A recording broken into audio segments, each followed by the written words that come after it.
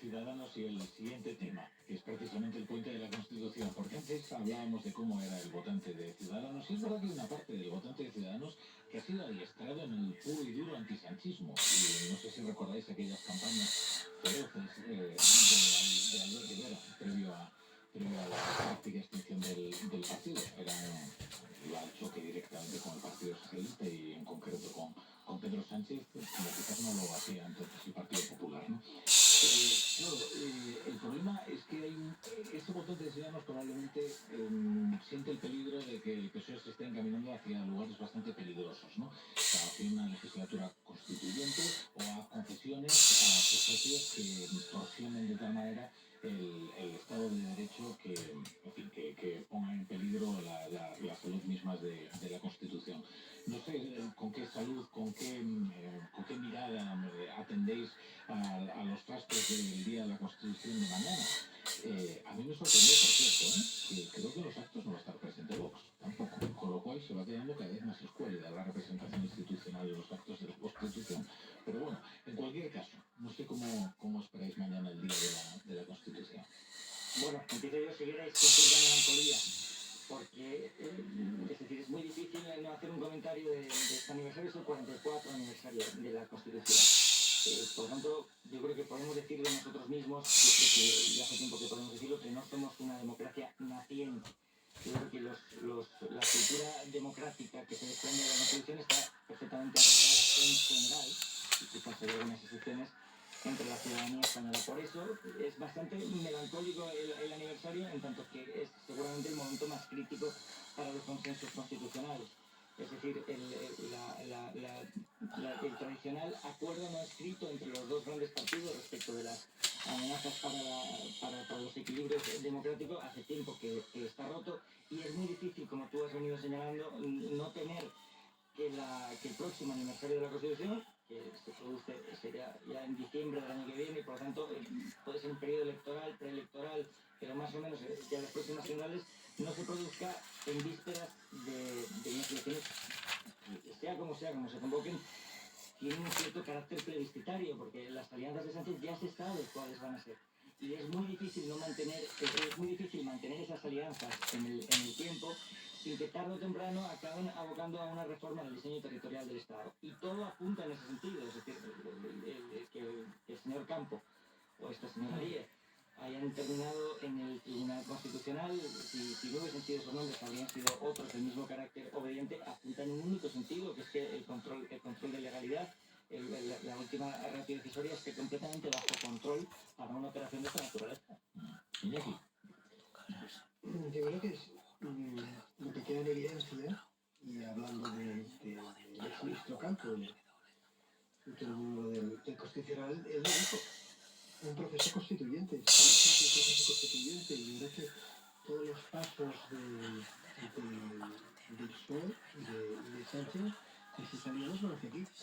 Es la primera vez que una alianza de gobierno de España pues tiene como objetivo, y lo ha dicho ellos abiertamente, la demolición de lo que han llamado como el régimen del 78. Por lo tanto, es una constitución la que se celebra mañana que está o amenazada con vida o puesta en duda, ¿no? Y que hay una voluntad de reformarla y de cambiarla. Por lo tanto, es un aniversario, no sé si melancólico o tenebroso. Caballo. A ver, bueno, en el aniversario lo primero que se olvida en una democracia, y eso me parece que en España ha ocurrido en los 44 años que han transcurrido desde la aprobación de la Constitución, es que las libertades hay que pelearlas todos los días. Y por eso hay gente que con tanta alegría irresponsable que va proclamando por ahí que la Constitución está marchita, en fin, es un disparate. Es un disparate completo. Pero al margen de eso, la Constitución española, gracias al esfuerzo que hizo la izquierda después de la muerte del dictador, está blindada. El blindaje que tiene la Constitución española y el mecanismo que es casi imposible de superar para, a no ser que hubiera una mayoría aplastante en España, que no existe, como aquella que existía cuando se aprobó la Constitución, eso fue una imposición de la izquierda, porque lo que tenía la izquierda entonces, hace 44 años es que un movimiento reaccionario por parte de los poderes del franquismo que todavía seguían presentes en las instituciones, en la política y en la sociedad española, tenía que blindarse contra ese movimiento posible, movimiento reaccionario que quisiera tumbar la Constitución. Con el paso de los años, lo curioso es que esos movimientos reaccionarios que atentan contra la Constitución no vienen de la extrema derecha, sino que vienen de la extrema izquierda. Pero la Constitución sigue exactamente igual de blindada. Y mañana, para la inmensa mayoría de los españoles, es un día de fiesta, sin más. Y con esa normalidad tenemos que ver la Constitución y luego defender a la trifulca política, pero celebrar la fiesta con la tranquilidad de que esa Constitución no la van a demoler ni la van a tumbar aquellos que vienen proclamando desde hace mucho que el régimen del 78 es un régimen franquista y que está finiquitado. Claro, sí, está muy bien, ¿eh? Y la verdad es que en esta vida no hay nada mejor que ser optimista, Javier, y yo lo celebraré si quieres contigo. Es verdad que quienes proclaman la caducidad del régimen del 78, que son movimientos políticos que se han opuesto a la misma desde el momento fundacional, ahora son parte determinante de la mayoría del gobierno. Con lo cual, hombre, una cierta prevención como mínimo yo creo que hay que tener. Es decir, eso es lo que es insólito. Es decir, que forme parte de la mayoría del gobierno quien se opone a la vigencia de la Constitución. Luego, además, es verdad que hay una mayoría reforzada que protege a la Constitución, pero también hay formas de hacer saltar a los blancos rojos, ¿eh? Vosotros sois muy jóvenes y no os acordaréis de un jefe de gabinete que hubo en el gobierno que se llamaba Iván Redondo. Eran tiempos remotos, ¿no? Pero Iván Redondo sentía una cierta fascinación por el proceso que se había abierto en Chile. Aquí fue primero la necesidad que la oferta. Es decir, los chilenos acudieron a un referéndum para saber si querían una legislatura constituyente o querían abrir lo que aquí se llama de forma terriblemente tópica el melón constitucional. No se sabía exactamente para qué, pero se creó la necesidad de reformar una constitución mediante un referéndum.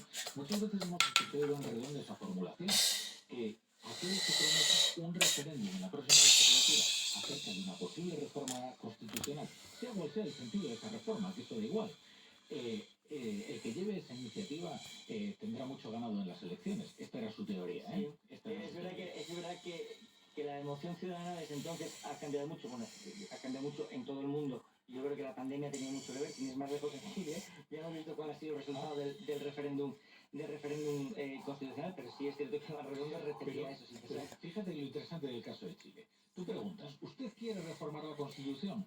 Y inevitablemente una mayoría proyectando sus deseos sobre la nueva Constitución dice sí, desde luego que sí.